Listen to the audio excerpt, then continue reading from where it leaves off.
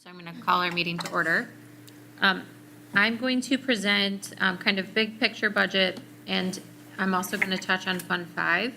And then Alyssa's going to talk about the health of Thomas on 4th Street, or so he thinks. He's about to run into a detour. I'll say, take the detour.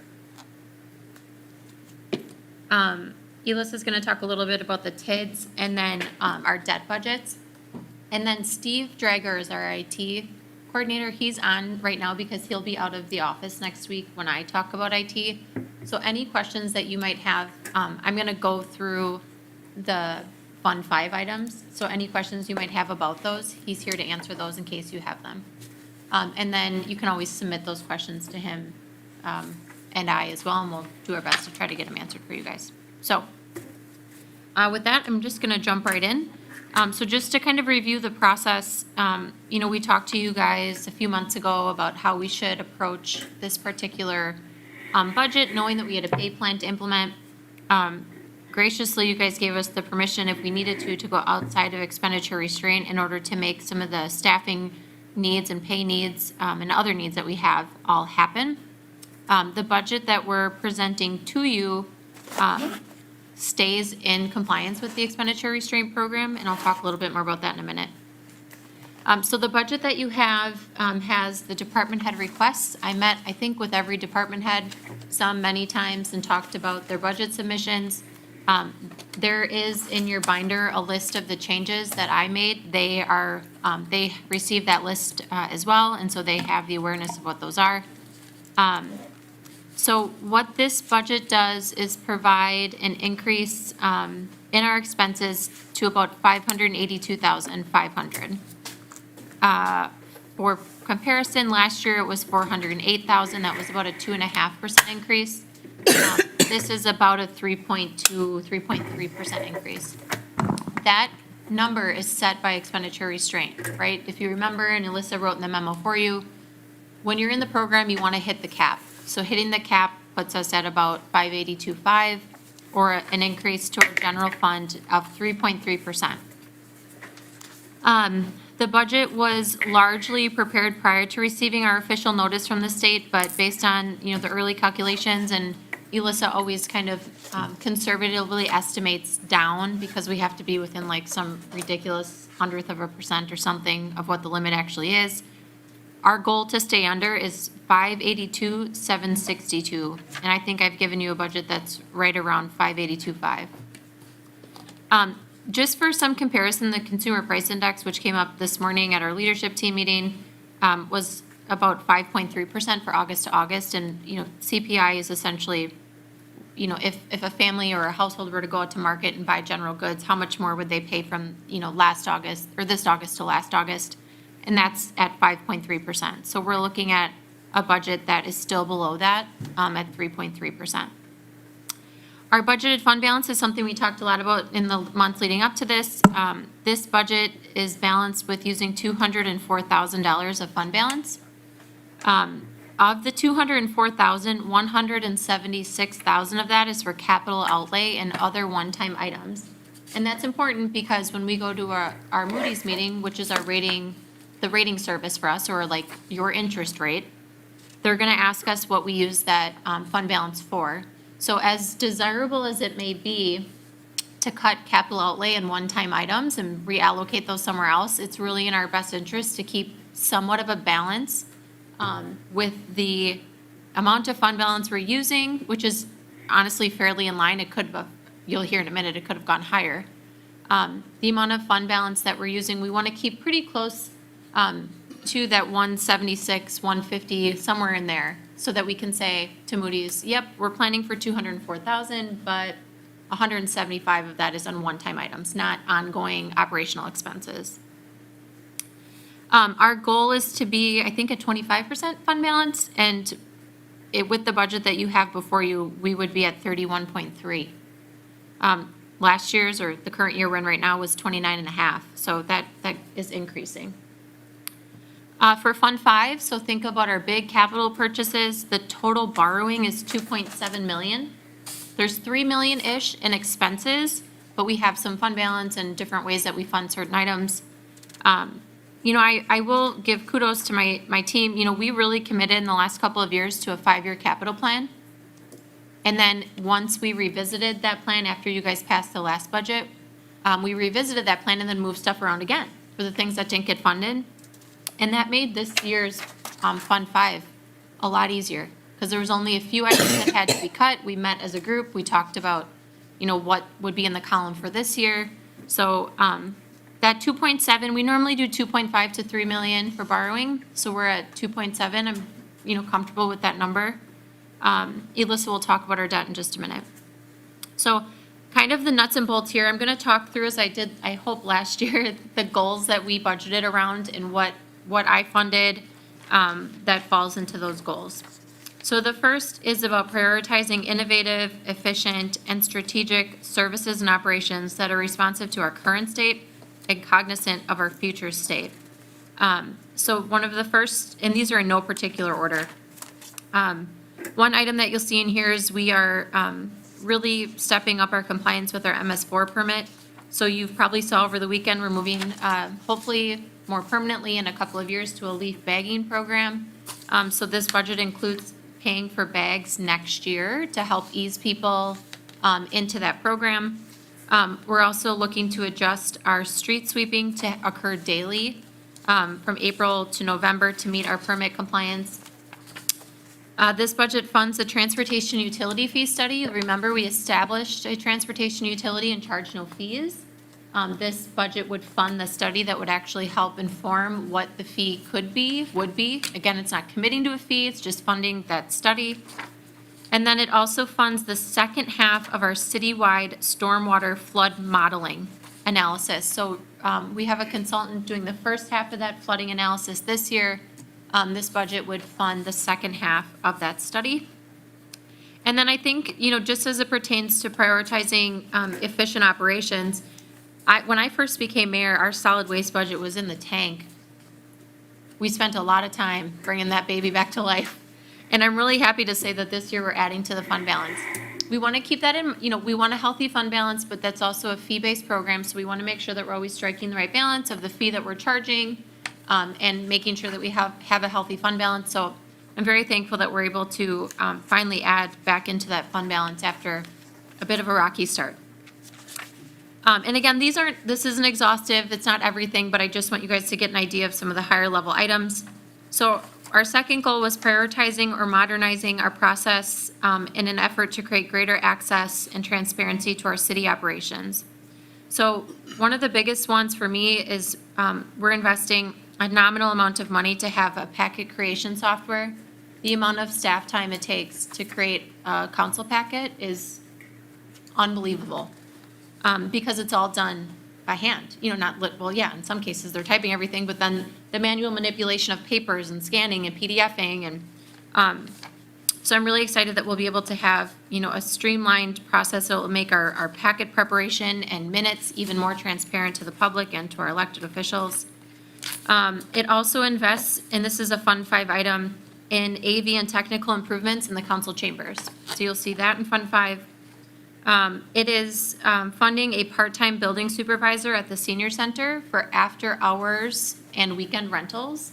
So this person would also provide some level of security, if you will, at the building. Right now, if someone rents the building, they're in there pretty much solo. So should there be an issue, we just want to be able to have more capacity to host different types of events.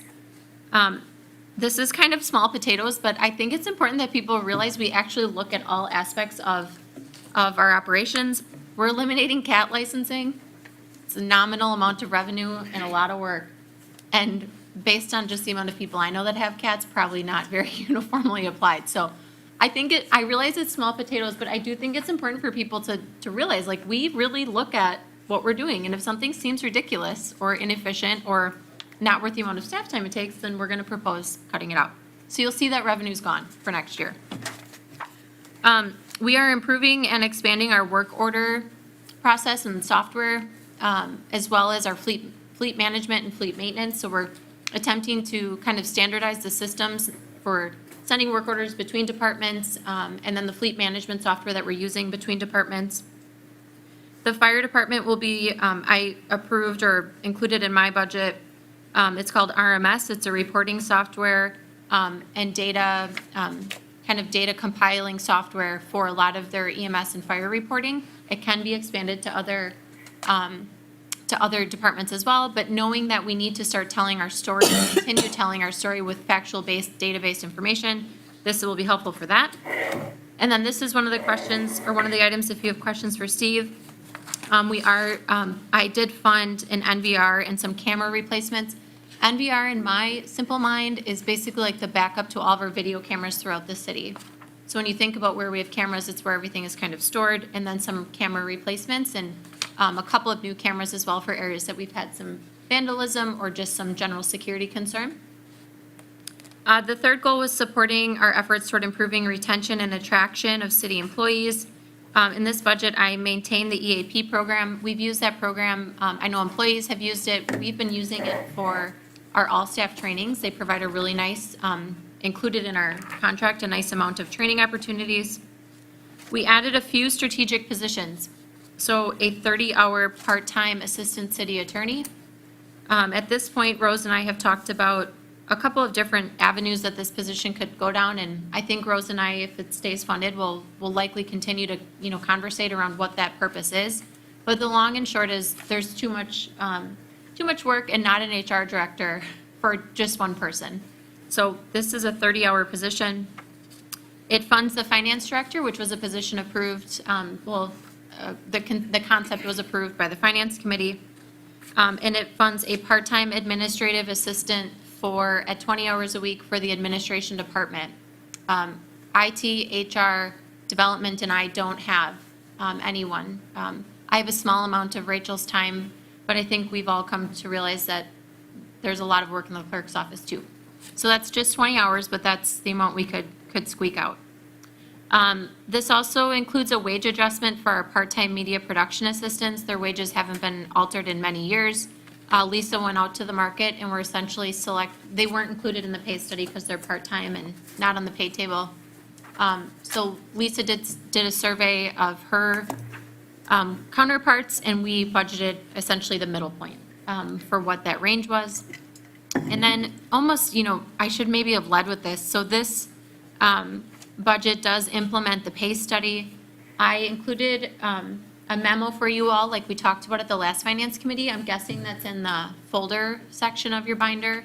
It talks about all the steps we took for the pay study. I'm not going to recant all of those here. It's fairly in-depth, but it does fund the pay study. That has an effect on the general fund of just over $201,000, and then across all funds. So many of the pages of this binder in front of you, it equates to about $485,000 to implement that. Also under, prioritizing our employees, and I should also say there is an increase in the allocation to the library to account for that same wage adjustment. We also did a small carve out in my mind, and I checked in with a couple of our colleagues around us on how we can fund some employee engagement type events. Right now, we've started doing those in my time here, and they're pretty much funded by myself and the leadership team. And that's appropriate in certain instances, but when we're trying to host a few events throughout the year, what I've asked is, how do you do this? And I asked one of the counties, and they said, we use a small amount of our credit card rebate funds. So this budget, there is under, I think, employee resources or whatever the category is, $3,000 in expenses to essentially be used for our employee engagement and retention activities. We receive about $35,000 a year in that credit card rebate. So this would be $3,000 of that. And then we further made adjustments to shared allocations of legal, HR, me, IT, some staff in the clerk's office to spread out the expenses that and the public works director to spread out those expenses among all of the budgets, not just all the applicable budgets, not just the general fund. So you may see, like for me or for Elissa might be her, Lisa would be a good example. You may see a reduction in a salary line and think, what the heck? It's because we've taken some of her salary and put it across more funds. 2 more goals to go. So our next goal is about maintaining a safe and healthy community. that fosters community partnerships and expands community education on safety. And this one I'm also pretty excited about.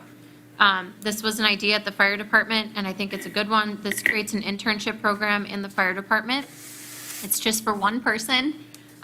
It'll cost about $5,000 a year, and the concept high level is to have an area high school student essentially come on as an intern, and they would be paid for their schooling, and then they would have some on-site expenses as well, all with the idea of that person then being hireable by us at the end of those 2 years. We also invested in technology that will allow some efficiency with municipal court. So they requested some components that will make their operations run more smoothly. For the safety of our community, I funded that. Your traditional things for the police department are in here, like squads and tasers. I think last year we did vests, and this year we have, I think it's helmets. We also are doing less lethal munitions, and those are things, I'm probably not going to get the phrase right, but basically, not, Chief, what is it called? It's not tear gas, that's not what it's called, but it's the things you throw to disperse crowds. Yeah, it's more like pepper spray and different things like that can be used. Thank you. And then also, you'll see in there as well 2 rifles for our supervisor vehicles. We are, going to continue to leverage the COVID money that we're receiving for our response in the health department. So you're going to see a few items in line items for the budget, in the budgets for that.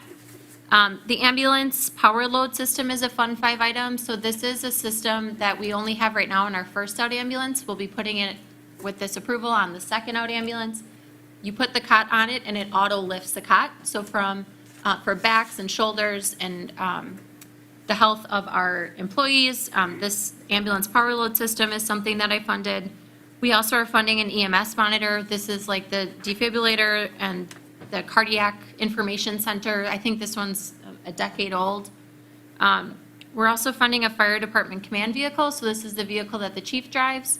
With the deputy chief that we have now, the vehicle Chief Biefeld is driving would go to the deputy chief, and then Chief Biefeld would get a new command vehicle. And then we're also funding the minibus and van for transit. We don't borrow for those. That's one of those items that is not in the 2.7. Okay, next goal is protecting our assets, protect and evolve our assets and infrastructure.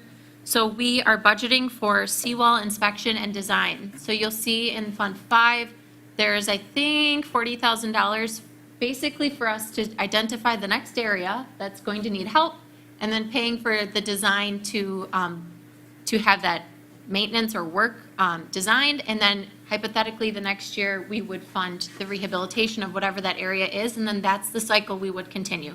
Next year, find the spot, do the design, fund it. It sure is.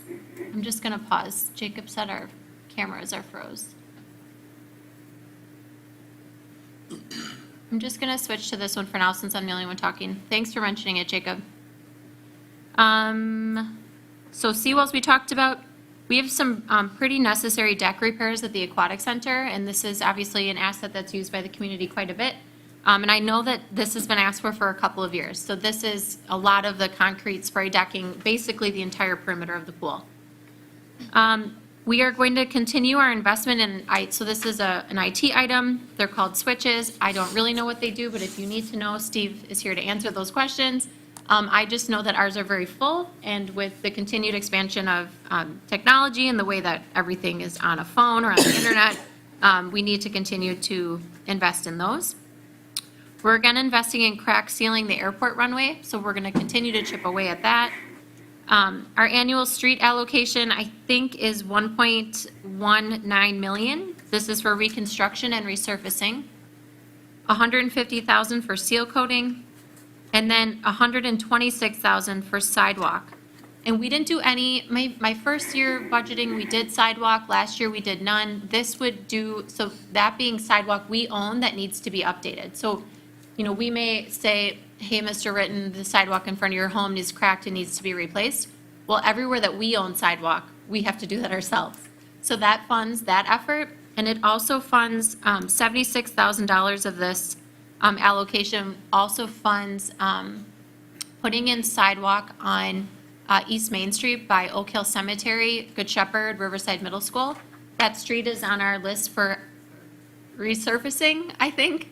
And because of that, we've heard it a million times, we need sidewalk there. That is typically under our city code, a special assessment item, but we need to front the cost of that. So that 76,000, a portion of that would be reimbursed. This might be another exciting item. This Fund 5 does fund the Riverside Park bathrooms. We did a poll of that on Facebook. We received 200 responses. 90% of them said yes. Please do the Riverside Park bathrooms. So that is in the budget. We're doing items that are really important, but people probably don't think of, like tank covers and blowers at our wastewater treatment plant. I'm proud to say that we're able to do some of those more capital items in wastewater without having to tap into the reserve, which is great. And then for water, we're looking at doing the Northeast treatment plant with a steel roof. And I'm pointing that out because it is more costly than doing a traditional re-roof. This is the treatment plant that's by the hospital.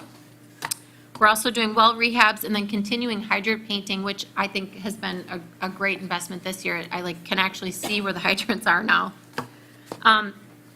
Continuing on with our assets and our infrastructure, this budget funds the health department window replacement. Carol has asked for these windows for years.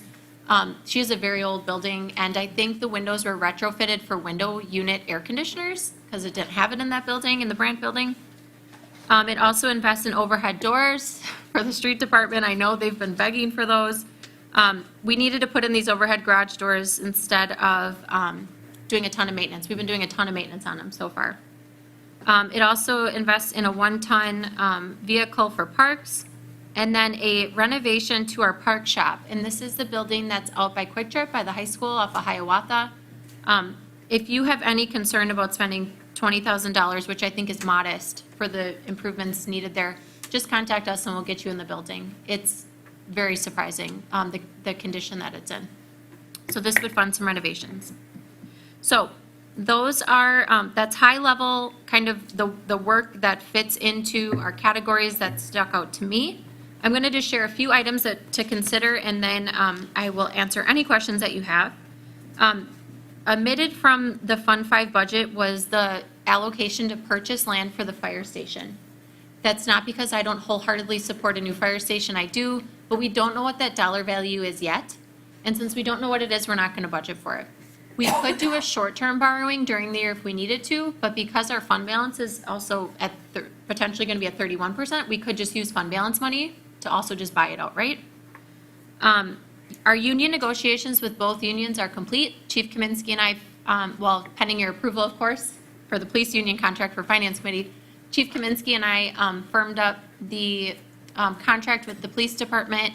They have ratified that at their union. I'm just holding off on it coming to Finance Committee until we're done with the budget. The numbers for salaries in the budget is sufficient to cover the contract that you all would be considering. And then the fire union, we still have, I think, 2 years on. We will likely have some compression issues that will need to be addressed post-budget adoption. That happens every time. Typically, they're in the unions. We do have some, though, in a couple of other departments as well, so we will address those after. As it pertains to our ARPA money, you're going to see a budget in there that's new, and it's for ARPA. We will likely, when we actually commit to an ARPA plan, amend that budget, but right now there's nothing there, just the money. On the enterprise funds, so this is kind of those one-off requests from the community. We normally spend about $75,000 a year on those. We did do that new solicitation process that we used last year, and in doing that, we got 2 new requests.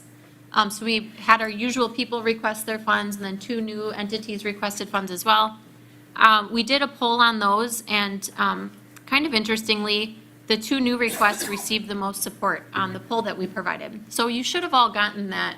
I thought we emailed the poll summary. Okay, very good. Our transit estimates this year are more realistic, we think, than they have been in years past. It's still, honestly, a best guess on what that will be because we make up what revenue isn't there. But we did increase that quite substantially. As it pertains to the seawall and the plaza, you're not going to see that in the 2022 budget because we have the money pieced together right now. So if we don't use it, we will just carry it over in the carryover resolution at the end of the year. And then we also have baked into the salaries of probably a slew of street department-related budgets because they have like 10 or 12, a project manager / supervisor, and that position wouldn't start until May of 2022. Stacy knows this, Jane Ellen knows this. I don't know yet if we're going to need it, but I would rather, this is basically retooling the assistant street superintendent. So rather than take that allocation away completely, I scaled it back to May so that we could hire a street superintendent. They can see what they need, if they need anything, and then they likely wouldn't come on until May anyway. So that allocation is built in there for that position. And then last, two things to consider. The neglected buildings account is, for the first time since I've been a part of it, funded from me at the full amount that was requested. And that is the account we use to demolish buildings should they need to be demolished. So a great example is if you are on Sand Street, there was a home that was destroyed in a fire. That was probably almost 2 years ago now. There are copious amounts of steps we go to before we get to this point, but eventually we get to a point where we may have to take a building down ourselves, or like taking down the 2 homes across the street from City Hall. That alone was something like $8,000 or $9,000 in just tipping fees. So just literally disposing of the demolition, and that may be under 12? Yeah, I was like, I think it might have even been more than that now that I say it out loud. So knowing now that this is, with our code enforcement and our inspections, been kicking up the last few years, I did my best to keep this funded at its full amount. And then the contingent account is funded with $28,000, and that seems random because it's the last thing we adjust. So when we feel like we have the budget where I would like it to be, then to make sure we hit that expenditure restraint cap, we just inflate the contingent account. So sequencing wise, it was really neat to look at this memo from last year. I wrote, next year being this one, we really need to think about not participating in expenditure restraint. There are large investments like neglected buildings, pay plan implementation, union contracts, staff ads, and I list specific ones. And and then I say in preparation for the full revaluation that will come next year. And I'm really proud that we did that. We set a course last year, and you guys were incredible, studious partners in that to get us to this point where we've lined everything up. And thankfully, we probably, given whatever conversation you have, may be able to stay in and still accomplish a lot of these things. So I think we're really well positioned for next year. We'll have the full revaluation completed. So I'm happy to say that what we planned actually did work out. So process-wise, as I shared with you guys last meeting, and I shared with our leadership team as well, it works the best if you can send questions in advance. So send them questions, CC me on them so that I can make sure that we're tracking our responses to you. If there's something big, and by big I mean adjustments to pay, adjustments to benefits, ELISA needs to know that ASAP. Those are not numbers we can turn around very quickly. And then again, just generally speaking, we want to maximize the expenditure restraint limit. So anything you take away or anything you want to add in would generally need to be taken away, but then there is that drawback of cutting too far and losing that cap. And then starting next week, the department heads will have their 15 minutes. It's hard to say those 15 minutes, but we did a pretty good job last year. So those meetings are typically best served by you submitting your questions in advance, then being able to respond to you, and then we're just hearing high-level items at those presentations and answering any kind of one-off questions that we may still have. So with that, what questions can I answer? That was a lot of talking at you, I'm sorry.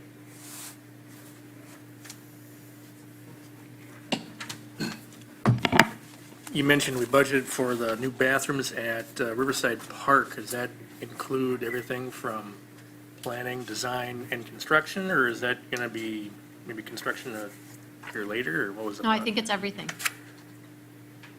I think it's everything, but can you send that question too? Okay. It's my understanding it's everything.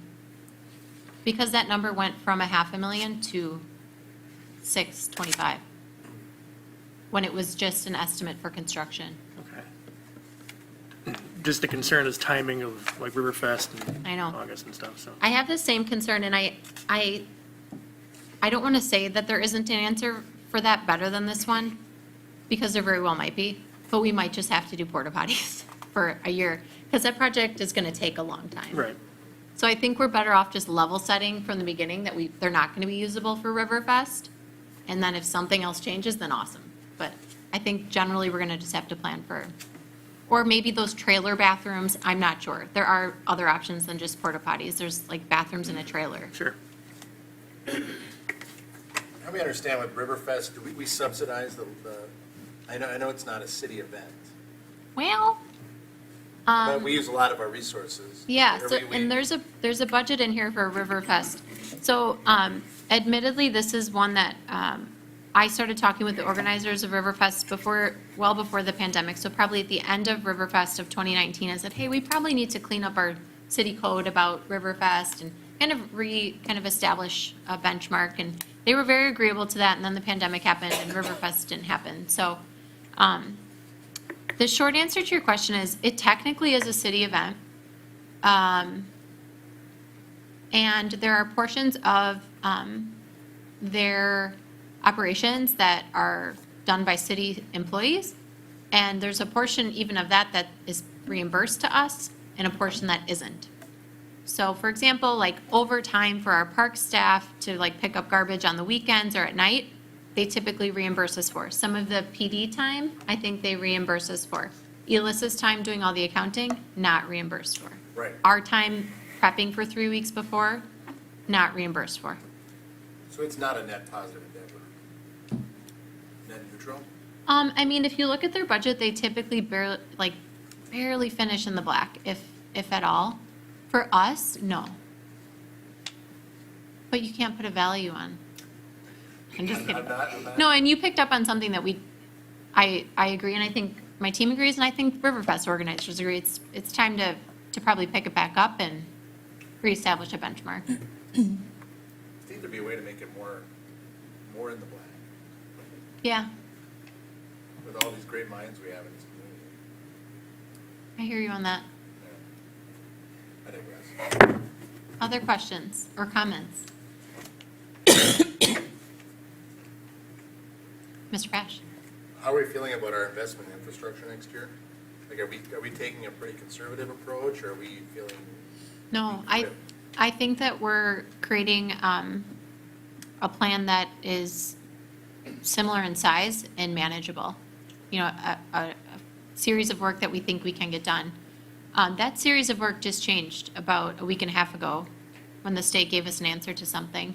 But the streets that we're proposing for reconstruction and resurfacing, I feel are very valuable candidates. I wish I had the list sitting in front of me. Do you have it, the list? No.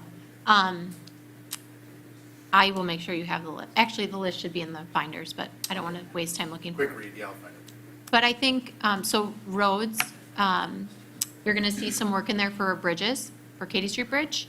You're going to see seawalls, and you're going to see our treatment plant, water, wastewater. So yeah, I think we really are continuing that same level of investment.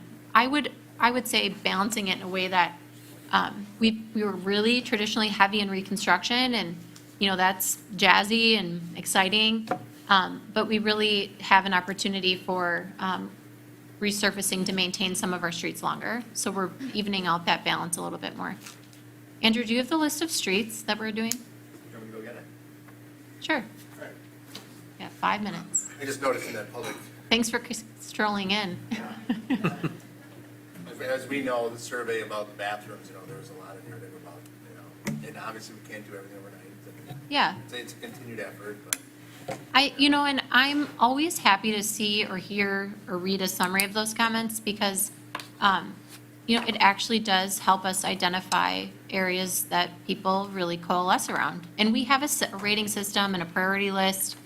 But every once in a while, there will be like this random, we have this isn't a real number, $50,000 that we could, sneak into resurfacing right at the end of the year. Like the weather's so good, we could get it in right now, like 4th Street. So it is helpful to have that awareness. And Andrew can provide us the list pretty quick here, but it's streets you would expect.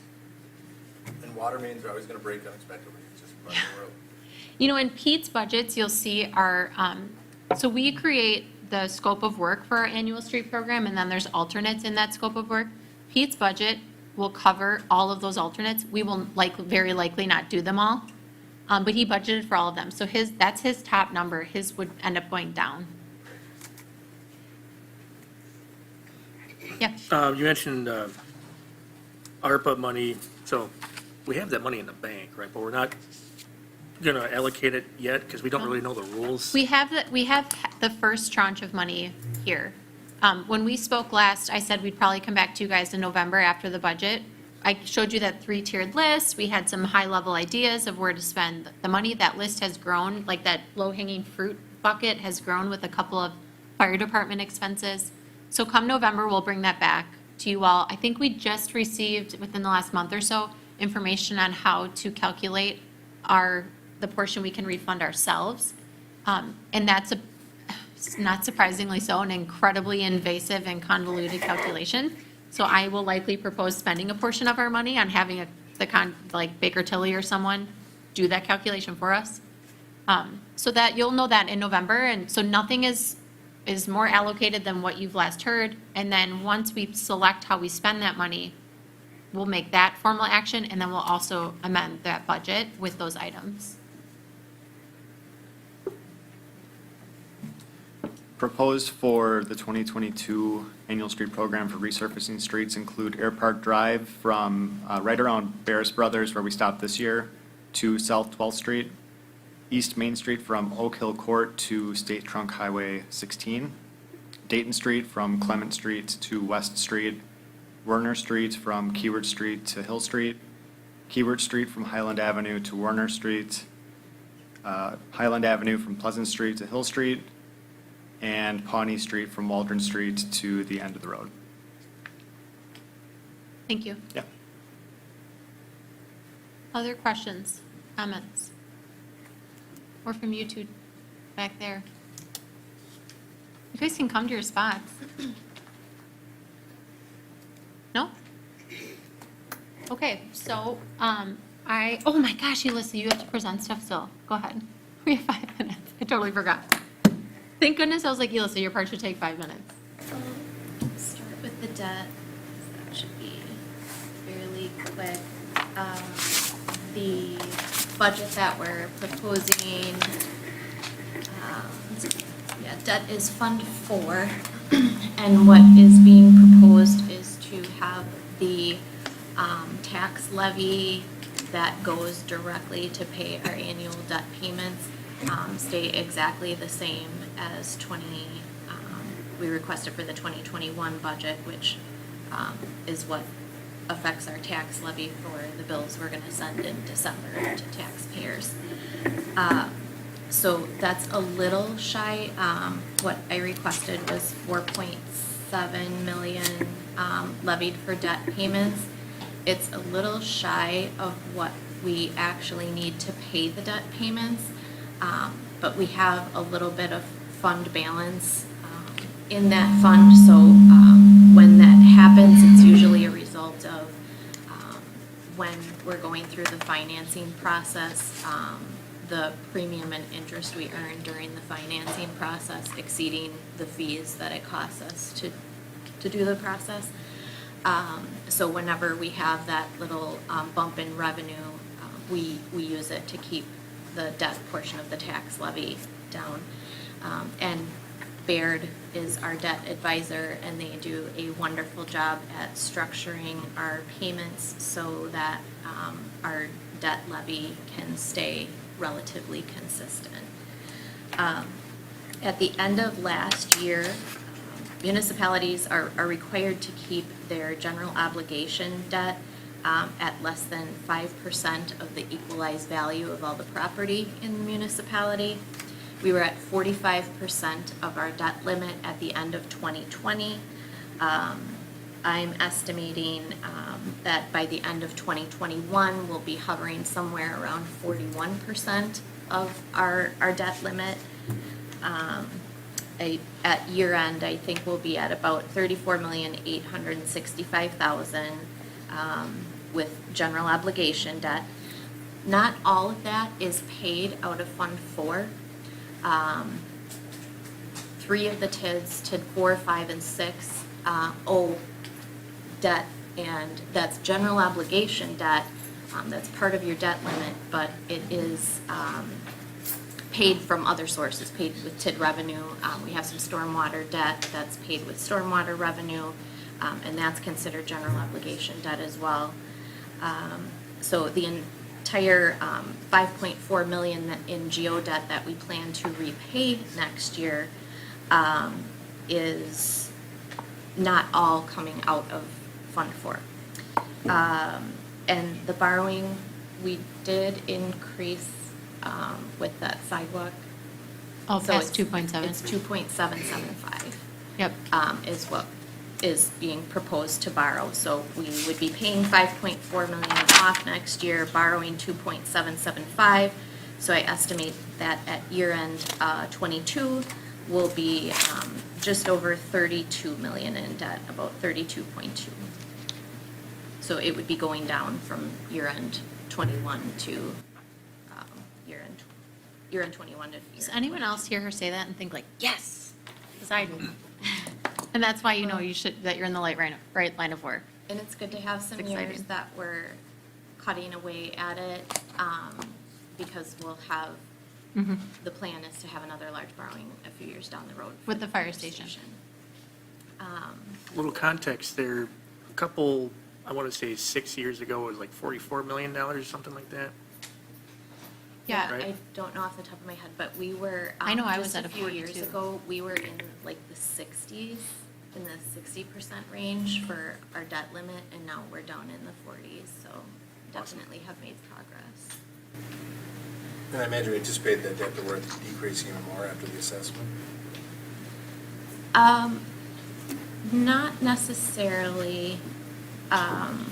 Our payments are structured to be very consistent, so we, Yeah. we've got the I just the meant, is that financing ratio, schedules. or is it just new,